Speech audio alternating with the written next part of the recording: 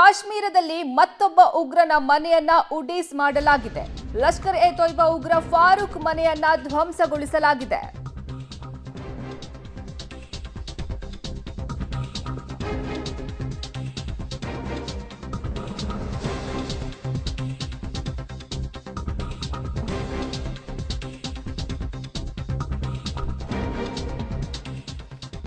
ಕಾಶ್ಮೀರದಲ್ಲಿ ಮತ್ತೊಬ್ಬ ಉಗ್ರನ ಮನೆಯನ್ನ ಭಾರತೀಯ ಸೇನೆ ಉಡೀಸ್ ಮಾಡಿದೆ. ಲಷ್ಕರ್ ಎ ತೊಯ್ಬಾ ಉಗ್ರ ಫಾರೂಕ್ ಮನೆಯನ್ನ ಧ್ವಂಸಗೊಳಿಸಲಾಗಿದೆ. ಐಇಡಿಯನ್ನ ಸ್ಫೋಟಿಸಿ ಸೇನೆಯಿಂದ ಫಾರೂಕ್ ಮನೆಯನ್ನ ಧ್ವಂಸ ಮಾಡಲಾಗಿದೆ.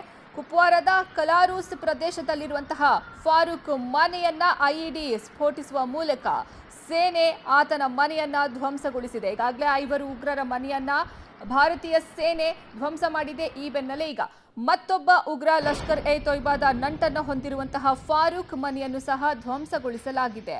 ಇದೀಗ ಪಹಲ್ಗಾಮ್ನಲ್ಲಿ ನಡೆದಂತಹ ಉಗ್ರರ ದಾಳಿಗೆ ಪ್ರತೀಕಾರವಾಗಿ ಭಾರತೀಯ ಸೇನೆ ಈಗ ಸೇಡಿಗೆ ಸೇಡನ್ನ ತೀರಿಸಿಕೊಳ್ಳೋಕೆ ಮುಂದಾಗ್ತಾ ಇದೆ.